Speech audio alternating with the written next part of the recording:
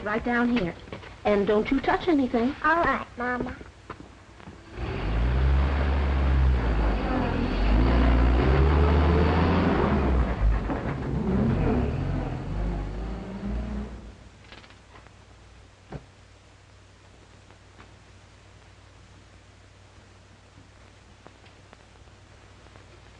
Hello, Mary. Why, what's the matter? Nothing. I'm just sitting here waiting for my mother. How about a bottle of Coca-Cola? Oh, thank you, Mr. Tompkins.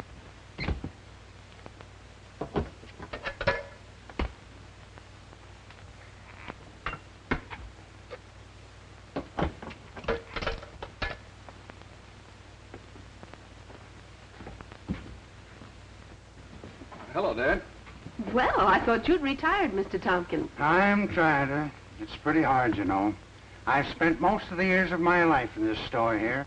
The real reason you can't retire is you don't think I can run the business. Of course I think you can run it. Why shouldn't I? Didn't I train you? Didn't I train you?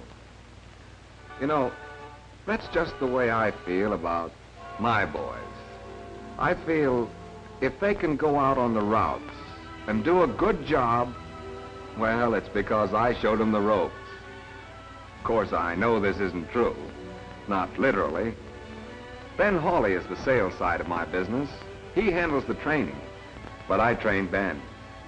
And I signed up for the films and records that have been so important a part of our training program. I remember the day our first meeting came. You don't expect the boys to sit around and look at a lot of pictures, do you? This program is more than just a lot of pictures, Larry. It's a training program. Why, if we expect the men to go out and do a better job on the routes, we've got to show them how to do a better job. We've got to help our salesmen to help our dealers. One trained man, one salesman, is worth more than 10 delivery men. And the answer to this depression is men, M-E-N. Is that what they told you in Atlanta? No, that isn't what they told me in Atlanta. Larry was mad at Atlanta all that year. You see, that year, the bottlers of Coca-Cola had a convention there. You know, with the banks closing and all, I wasn't so sure we'd have this convention. We'll lick this depression. Sure we will. Bank holiday or no bank holiday. What do you think of this new advertising campaign, Jim? No, it's something, I'll tell you. We're putting out more advertising than ever before. This year. Now. Now's the time to put out. The hill ahead looks steep. Looks like it'll be hard going to make the grade. But I'll tell you this. If we get a bigger motor, we'll climb that old hill in high. You've got to give to get. You've got to put out. Not just money, that's easy, especially when you've got it, but you've got to put out in time and effort and friendliness, too. Helpfulness. That's the way we'll lick this depression. Read all about the bank holiday proclamation. Extra. Get your late paper. Read all about it. Read all about the bank holiday. Dear, Extra. oh, dear, I Get your don't know late what the paper. world's Extra. coming to. Just a minute, folks. Oh, here's Mr. Peyton. When does the bank open? When do we get our money? I'm sorry. All I know is we got an order to close the bank. Why, I don't know any more than just what you can read in the papers. Extra. Bank holiday. Extra. Read all about it. Extra. Get your late paper. Headlines. Blaring, scaring headlines. We faced them in the past. Yes, we faced them in the past.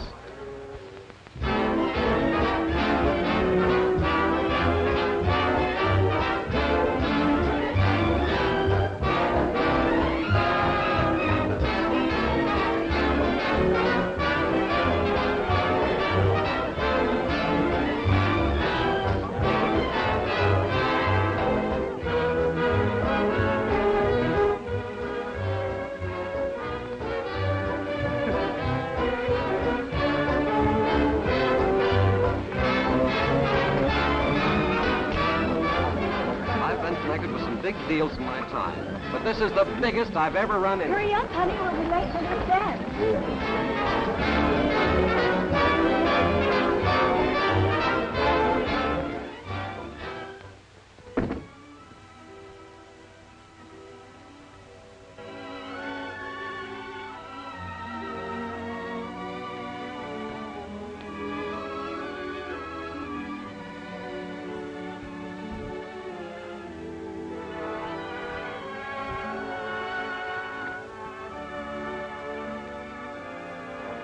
saw you duck out on the party, Jim.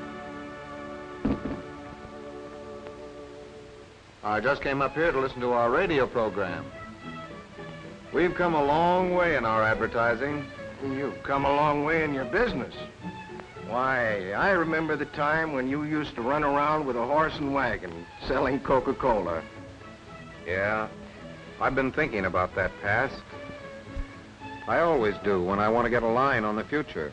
I hope you've been thinking about that little proposition we talked about the other day. You know, life's funny, Pate. When I was poor and running around with that horse and wagon, I had to come to you begging for a loan. Now I'm running around a golf course. You're running after me. Well, I'm sorry about that loan, Jim. But things are different now. These are big years. You ought to spread out, put some money in some other things. Take advantage of your opportunity.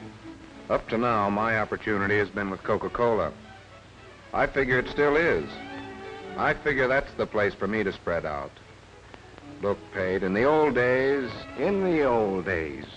you were a pioneer, I know.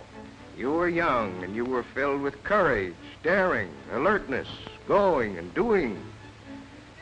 But those days are over, Jim. Now you're a big man. Now you're a success. Now I should grow old with prominence and prosperity? No, Jim. Now lethargy should set in? Now the beam should broaden? Now barnacles accumulate? No, Jim, no. That's just what I figure. Why, every man is a pioneer in his youth. It's natural. Well, I want to be one in my middle age. I want to be one until they carry me off someplace and plant sod on top of me. Why does everybody think that pioneering is the monopoly of youth and yesterday? Why, I'm 10 times the pioneer I was 20 years ago. I'm 10 times the man. My business has grown, and I've grown with it. And I want to keep on growing. These are big years, Pate. But I hope they're not too big for me.